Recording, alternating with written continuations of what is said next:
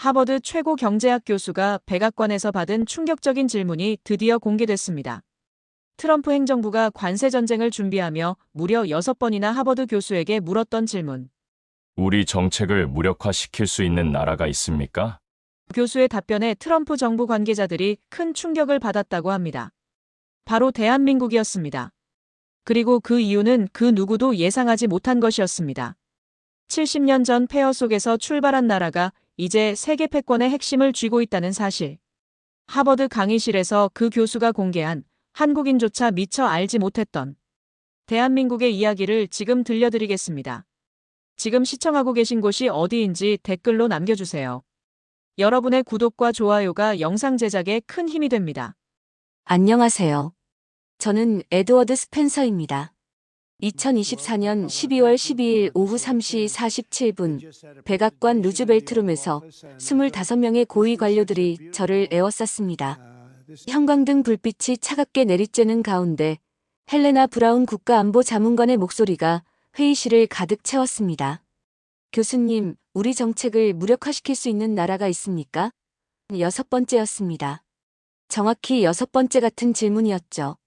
하버드에서 30년간 국제경제학을 가르치면서 이런 상황은 처음이었어요. 11월 7일부터 시작된 이 질문의 연속. 매주 목요일마다 다른 담당자가 똑같은 우려를 표현했습니다. 마치 강박처럼요. 회의실 분위기는 묘했습니다. 트럼프 2기 행정부의 25% 중국 관세가 대성공을 거두고 있다고들 자랑했지만 이들의 표정엔 뭔가 불안한 기색이 역력했어요. 성공했다면서 왜 계속 같은 질문을 하는 걸까요? 브라운 자문관이 두꺼운 보고서를 제 앞으로 밀어냈습니다. 중국산 철강 수입 67% 감소, 유럽 자동차 32% 타격, 러스트벨트 제조업 15% 회복. 모든 숫자가 미국에게 유리했어요. 하지만 그녀의 손끝이 미세하게 떨리고 있었습니다. 교수님, 정말 솔직하게 말씀해 주세요. 우리가 절대 건드릴 수 없는 나라, 건드리면 안 되는 나라가 있습니까? 저는 잠시 멈췄어요. 이들이 찾고 있는 답을 알고 있었거든요. 하지만 그 답은 그들이 전혀 예상하지 못한 나라였습니다. GDP 12위, 인구 5천만의 작은 반도 국가 말이죠. 회의실이 고요해졌습니다. 25명의 시선이 저에게 집중됐어요. 에어컨 소리만이 윙윙거렸죠. 저는 천천히 입을 열었습니다. 대한민국입니다. 순간 회의실이 폭발했어요. 한국이요? 그 작은 나라가? 말이 안 되는데요? 여러 목소리가 동시에 터져 나왔습니다. 누군가는 펜을 떨어뜨렸고 다른 누군가는 황급히 노트북을 열어 한국 경제 지표를 검색하기 시작했어요. 브라운 자문관의 미간에 깊은 주름이 잡혔습니다. 교수님, 농담이시죠? 한국 경제 규모는 우리의 8분의 1에 불과합니다. GDP로는 독일, 일본, 인도보다도 작고요. 저는 고개를 저었어요. 규모만 보시면 그렇게 보이죠. 하지만 현대 경제에서 중요한 건 크기가 아닙니다. 위치예요. 위치요? 한국은 지금 세계 경제의 심장을 쥐고 있습니다. 그들이 멈추면 미국도, 중국도, 유럽도 함께 멈춰요. 회의실이 다시 조용해졌습니다. 이번엔 다른 종류의 정적이었어요. 궁금증과 불안이 뒤섞인 그런 정적 말입니다. 한국이요? 회의실이 술렁이는 동안 저는 지난 18개월간의 성과표를 다시 펼쳐봤습니다. 2024년 미국 관세 정책의 화려한 승리 기록들이었어요. 중국산 철강 수입 67% 급감, 유럽산 자동차 32% 타격, 러스트벨트 제조업 가동률 23% 상승. 오하이오 영스타운 공장에서 15년 만에 다시 울린 사이렌 소리가 생생했습니다. 브라운 자문관이 대형 모니터를 가리켰어요. 교수님, 보시다시피 우리는 완승했습니다. 중국은 굴복했고 유럽은 협상 테이블로 나왔어요. 화면엔 인상적인 그래프들이 가득했습니다. 미국 철강 생산량 28% 증가, 자동차 부품 제조업 일자리 24만 개 창출, 농업 수출 19% 반등이었죠. 디트로이트가 되살아났습니다. 통상 담당 부차관보가 흥분한 목소리로 말했어요. 포드와 GM 공장들이 3교대로 돌아가고 있고 클리블랜드 제철소도 신규 채용을 시작했습니다. 회의실 분위기는 축제 같았어요. 성공의 달콤함에 취한 25명의 얼굴들이 환하게 빛나고 있었습니다. 트럼프의 아메리카 퍼스트가 현실이 된 순간이었죠. 하지만 저는 다른 걸 보고 있었습니다. 그들이 건드리지 못한, 아니 건드릴 수 없었던 숨겨진 영역 말이에요. 미국은 이겼습니다. 겉으로는 말입니다. 겉으로는요? 재무차관이 미간을 찌푸렸어요. 러스트벨트가 다시 가동될 수 있었던 진짜 이유를 아십니까? 포드 공장에서 자동차를 만들 수 있게 해주는 핵심 부품들이 어디서 오는지 말입니다. 순간 회의실이 조용해졌어요. 뭔가 중요한 얘기가 나올 것 같다는 직감이 스쳤겠죠. 메모리 반도체, 배터리셀, 디스플레이 패널. 여러분이 자랑하는 모든 공장에서 사용하는 핵심 부품들의 70% 이상이 한 나라에서 옵니다. 브라운 자문관이 펜을 멈췄어요. 설마, 대한민국입니다. 여러분이 지금까지 성공했다고 자랑하는 모든 성과가 사실은 한국 덕분이었어요. 말이 안 됩니다. 통상 담당자가 벌떡 일어났어요. 한국은 우리 경제의 8분의 1도 안 되는 작은 나라인데요.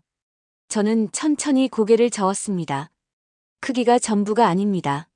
한국은 지금 세계 경제의 가장 중요한 혈관을 쥐고 있어요. 그들이 멈추면 여러분이 자랑하는 러스트벨트 공장들도 하루 만에 멈춥니다. 회의실에 긴 침묵이 흘렀어요. 승리의 환호성이 순식간에 의욕의 속삭임으로 바뀌는 순간이었습니다. 2025년 1월 15일 화요일 오후 2시 하버드 케네디 스쿨 107호 강의실에 85명의 학생들이 빼곡히 들어차 있었습니다. 전 세계 32개국에서 온 정책학 석사과정 학생들이었어요. 제가 백악관에서 들었던 그 충격적인 질문을 이들에게 공개하기로 결심한 날이었습니다. 형광등 불빛 아래서 노트북을 두드리는 소리가 강의실을 가득 채웠죠. 여러분, 오늘은 특별한 이야기를 들려드리겠습니다. 저는 단상 위에서 천천히 입을 열었어요. 한 달 전 백악관에서 받은 질문 하나를 여러분과 나누고 싶습니다. 독일에서 온 한스 밀러가 손을 들었어요. 교수님, 트럼프 행정부 관세 정책 관련인가요? 유럽 자동차 업계가 상당한 타격을 받고 있는데요. 정확합니다. 하지만 여러분이 생각하는 것과는 다른 관점에서 접근해 보겠어요. 저는 프로젝터를 켰습니다. 화면에 세계 지도가 나타났어요. 백악관 국가경제안보회의에서 받은 질문입니다. 우리 정책을 무력화시킬 수 있는 나라가 있습니까? 6번이나 같은 질문을 받았죠. 중국에서 온 리웨이가 코웃음을 쳤어요. 당연히 중국 아닙니까? 세계 2위 경제대국이고 미국과 무역 전쟁을 벌이고 있잖아요. 좋은 추측입니다. 하지만 틀렸어요. 일본 학생 다나카 유키가 조심스럽게 말했습니다. 독일이나 유럽연합은 어떨까요? 자동차와 화학 분야에서 강력하니까요. 저는 고개를 저었어요. 강의실이 점점 조용해지기 시작했습니다. 85명의 학생들이 숨죽여 제 답변을 기다리고 있었죠. 답은 여러분이 전혀 예상하지 못한 나라입니다. 저는 세계 지도에서 한반도를 가리켰어요. 대한민국입니다. 순간 강의실이 폭발했습니다. 한국이요? 말이 안 되는데요. GDP로는 12위인데? 여러 언어가 뒤섞인 웅성거림이 터져 나왔어요. 중국 리웨이가 어이없다는 표정으로 말했습니다. 교수님, 농담이시죠? 한국은 정말 작은 나라예요. 인구도 5천만 명밖에 안 되고 중국의 20분의 1 수준인 거 아시잖아요. 프랑스에서 온 말이 뒤풍도 동조했어요. 한국 경제는 유럽연합의 10분의 1도 안 되는데 어떻게 미국 정책을 좌우할 수 있다는 건가요? 저는 잠시 기다렸습니다. 이런 반응을 예상하고 있었거든요. 여러분은 지금 20세기 사고방식으로 생각하고 있습니다. GDP, 인구, 영토 크기로만 국력을 판단하고 있어요. 그럼 뭘로 판단해야 하나요? 한스가 물었어요. 21세기는 전혀 다릅니다. 중요한 건 얼마나 큰 나라인가가 아니라 얼마나 중요한 위치에 있는가예요. 저는 새로운 슬라이드를 넘겼습니다. 한국은 지금 세계 경제의 심장을 쥐고 있습니다. 강의실이 다시 조용해졌어요. 이번엔 다른 종류의 정적이었습니다. 호기심과 의문이 뒤섞인 그런 정적 말이죠. 심장이요? 다나카가 되물었어요. 네, 심장입니다. 그들이 멈추면 세계가 멈춰요. 심장이라니요? 리웨이가 비웃듯 말했어요. 교수님, 현실을 보세요. 반도체 분야에서 중국이 세계 최대 생산국입니다. 우리가 메모리든 시스템 반도체든 다 만들 수 있어요. 그의 목소리엔 자신감이 가득했습니다. 하지만 저는 그가 모르는 치명적인 사실을 알고 있었어요. 저는 새로운 데이터를 화면에 띄웠습니다. 2024년 기준 세계 메모리 반도체 시장 점유율을 보겠습니다. 삼성전자 45.2%, SK하이닉스 28.7%. 강의실이 순식간에 조용해졌어요. 합치면 73.9%입니다. 세계 메모리의 4분의 3이 한국에서 나와요. 독일에서 온 한스가 당황한 표정으로 물었습니다. 그게 정말 중요한가요? 메모리 하나 때문에 전체 경제가 흔들릴 리는 없을 텐데요. 한스, 지금 당신이 사용하는 노트북을 보세요. 저는 그의 맥북을 가리켰어요. 그 안에 삼성 메모리가 들어있습니다. 전 세계 데이터 센터의 78%가 한국산 메모리에 의존하고 있어요. 말이 뒤퐁이 손을 들었습니다. 하지만 대체제가 있지 않나요? 미국의 마이크론, 일본의 키오시아도 있잖아요. 저는 고개를 저었어요. 그들의 생산 능력을 합쳐도 삼성 하나에 못 미칩니다. 더 중요한 건 기술 격차예요. 최첨단 디램 기술에서 삼성과 하이닉스는 2세대 이상 앞서 있어요. 리웨이가 여전히 불복하는 표정이었습니다. 설령 그렇다 해도 한국이 공급을 중단할 리는 없잖아요. 경제적 자살행위예요. 그렇게 생각하시나요? 저는 의미심장한 미소를 지었어요. 2019년 일본이 한국에 반도체 소재 수출 규제를 가했을 때를 기억하시나요? 모든 전문가들이 한국 반도체 산업이 무너질 거라고 예측했어요. 그래서요? 한국은 1년 만에 독자 기술을 개발해냈습니다. 오히려 더 강해졌어요. 저는 새로운 그래프를 보여줬습니다. 2020년 이후 삼성과 하이닉스의 시장 점유율이 더 늘어났거든요. 다나카 유키가 조심스럽게 말했습니다. 교수님, 구체적으로 어떤 일이 벌어질 수 있다는 건가요? 저는 시뮬레이션 화면을 띄웠어요. 가정해보겠습니다. 내일 오전 9시에 한국이 메모리 반도체 수출을 중단한다면 강의실이 숨을 죽였습니다. 아마존 웹서비스가 12시간 내에 용량 부족을 선언할 거예요. 구글 클라우드는 18시간, 그리고 마이크로소프트의 클라우드 서비스인 애저까지 이 모든 데이터 센터들이 24시간 안에 서비스 중단 경고를 낼 겁니다. 설마요. 한스가 헛웃음을 지었어요. 설마가 아닙니다. 애플 아이폰 생산 라인이 72시간 내에 멈춰요. 테슬라 공장도 마찬가지고요. 저는 화면을 넘겼습니다. 미국 전체 데이터 센터의 78%가 일주일 내에 기능을 잃게 됩니다. 리웨이의 얼굴이 창백해졌어요. 그럼 중국도? 중국도 예외가 아닙니다. 바이두, 알리바바, 텐센트 모두 한국 메모리에 의존하고 있거든요. 저는 단호하게 말했습니다. 내일이라도 한국이 멈추면 전 세계 데이터 센터가 하루 만에 마비됩니다. 강의실에 무거운 침묵이 흘렀어요. 85명의 학생들이 충격에 빠진 표정으로 저를 바라보고 있었습니다. 반도체만으로는 부족합니다. 독일에서 온 한스가 여전히 의구심을 품고 말했어요. 독일은 자동차 강국입니다. 폭스바겐, BMW, 메르세데스 벤츠가 있어요. 우리가 한국에 그렇게 의존하고 있다고는 생각되지 않는데요. 그의 목소리엔 독일 자동차 산업에 대한 자부심이 묻어 있었습니다. 저는 새로운 데이터를 화면에 띄웠어요. 2024년 글로벌 전기차 배터리 시장 점유율을 보겠습니다. LG 에너지 솔루션 23.8%, SK온 8.7%, 삼성 SDI 4.9%. 숫자들이 나타나자 강의실이 조용해졌습니다.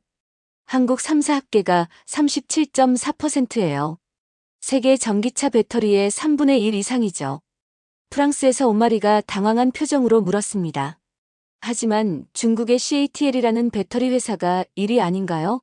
점유율이 더 높을 텐데요. 맞습니다. CATL이 35.8%로 1위예요. 하지만 여기서 중요한 건 기술력입니다. 저는 다음 슬라이드를 넘겼어요. 프리미엄 전기차용 고성능 배터리에서는 한국이 압도적이에요. 테슬라 모델 S, BMW iX, 메르세데스 EQS 모두 한국 배터리를 사용합니다. 한스의 얼굴이 굳어졌어요. 설마 독일 자동차들도? 독일 3사 모두입니다. 저는 냉정하게 말했어요. 폭스바겐 ID 시리즈는 LG 배터리, BMW i 시리즈는 삼성 SDI, 메르세데스, EQC는 SK온 배터리를 사용해요. 독일이 자랑하는 전기차들이 모두 한국 심장으로 뛰고 있습니다. 일본에서 온 다나카가 조심스럽게 손을 들었어요. 교수님, 그럼 자동차 자체는 어떤가요? 현대나 기아가 그렇게 큰 영향력을 가지고 있나요? 저는 미소를 지었습니다. 좋은 질문이었거든요. 2024년 글로벌 전기차 판매량 기준으로 현대자동차 그룹이 8.8%를 차지합니다. 테슬라 다음 2위예요. 새로운 그래프가 나타났어요.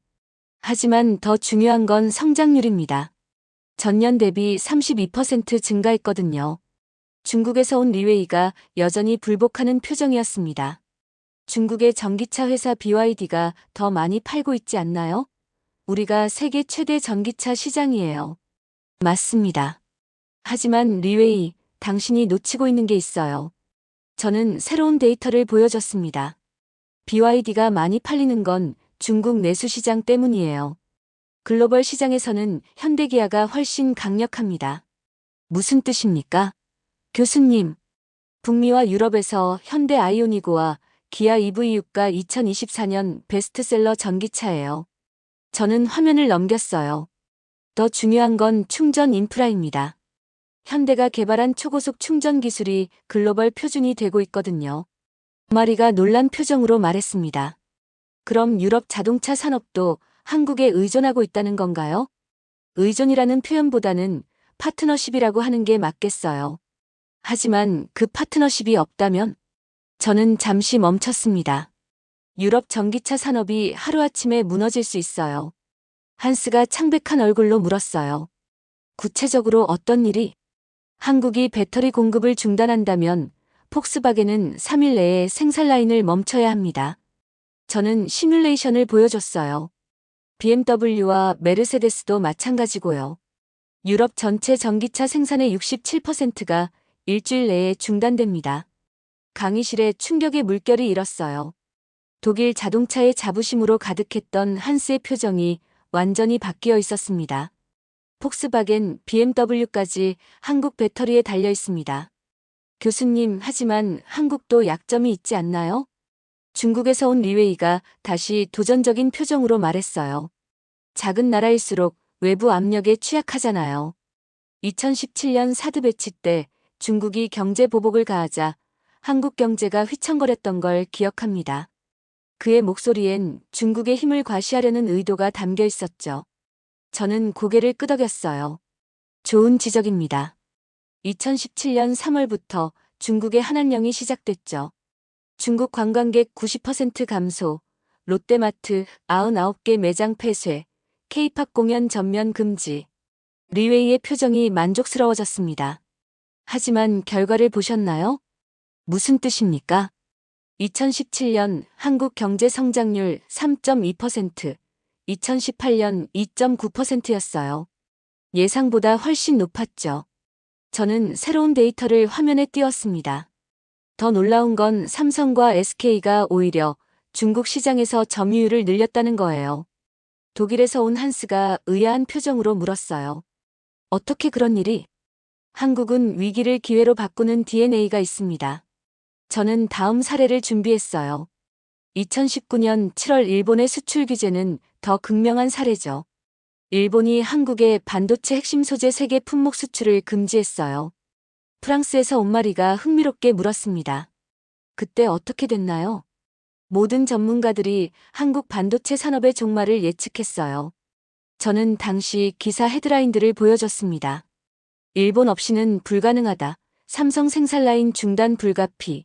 이런 기사들이 쏟아졌죠. 리웨이가 고개를 끄덕였어요. 당연한 결과 아닙니까? 일본 기술에 의존하고 있었으니까요. 하지만 결과는 정반대였습니다. 저는 충격적인 데이터를 공개했어요. 한국은 11개월 만에 세계 핵심 소재를 모두 독자 개발해냈어요. 2020년 삼성전자 영업이익이 오히려 전년 대비 23% 증가했습니다. 11개월요? 다나카가 놀란 표정으로 되물었어요. 네, 11개월입니다. 일본이 수십 년간 독점하던 기술을 1년도 안 되어 따라잡았어요. 저는 그래프를 보여줬습니다. 더 놀라운 건 2021년부터 한국이 해당 소재를 일본에 역수출하기 시작했다는 거예요. 강의실이 술렁였습니다. 일본에서 온 다나카의 얼굴이 붉어졌어요. 2020년 코로나 팬데믹도 마찬가지였습니다. 저는 계속해서 사례들을 나열했어요. 전 세계가 공급망 혼란에 빠졌을 때 한국은 오히려 반도체와 배터리 시장 점유율을 늘렸어요. 어떻게 그런 일이 가능한가요? 마리가 궁금해했습니다. 한국 기업들의 위기 대응 속도가 남다르기 때문이에요. 저는 구체적인 사례를 들었습니다. 2020년 3월 코로나로 중국 공장들이 멈췄을 때 삼성은 72시간 만에 베트남과 인도 라인으로 생산을 이전했어요. 리웨이가 여전히 의심스러워했습니다. 그래도 한두 번의 성공일 뿐이잖아요. 한두 번이 아닙니다. 저는 냉정하게 말했어요. 1997년 IMF 외환위기, 2008년 글로벌 금융위기, 2017년 사드 보복, 2019년 일본 규제, 2020년 팬데믹. 매번 더 강해져서 돌아왔어요. 저는 마지막 슬라이드를 보여줬습니다. 한국은 위기를 먹고 자랍니다. 이것이 바로 미국이 가장 두려워하는 이유예요. 강의실에 깊은 침묵이 흘렀어요. 85명의 학생들이 충격에 빠진 채 저를 바라보고 있었습니다. 교수님, 마지막 질문이 있습니다. 중국에서 온 리웨이가 조심스럽게 손을 들었어요. 지금까지 들어보니 한국이 정말 중요한 위치에 있다는 건 인정합니다. 하지만 한국은 미국의 동맹국 아닙니까? 결국 미국 편에 설 텐데요. 그의 목소리엔 마지막 희망이 담겨 있었습니다. 저는 의미심장한 미소를 지었어요.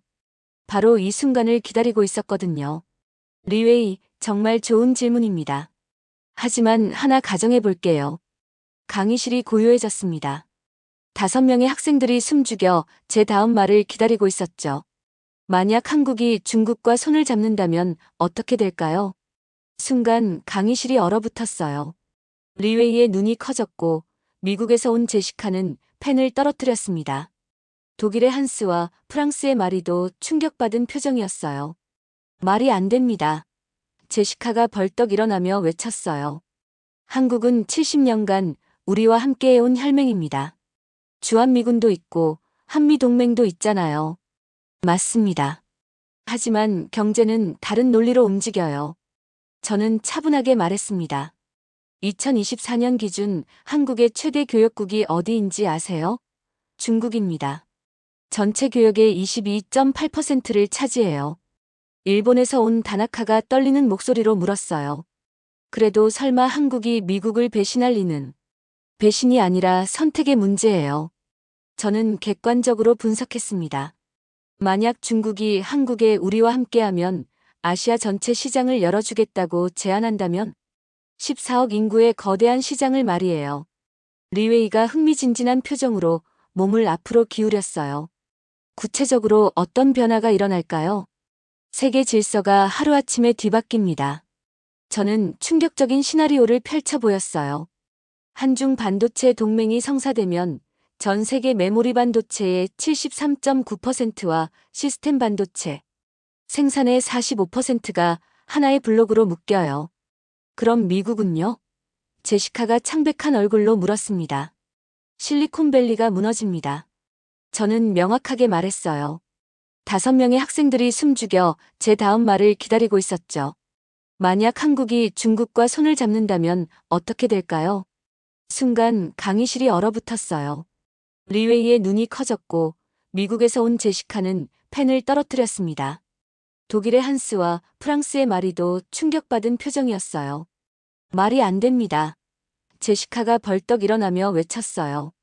한국은 70년간 우리와 함께해온 혈맹입니다. 주한미군도 있고 한미동맹도 있잖아요. 맞습니다. 하지만 경제는 다른 논리로 움직여요. 저는 차분하게 말했습니다.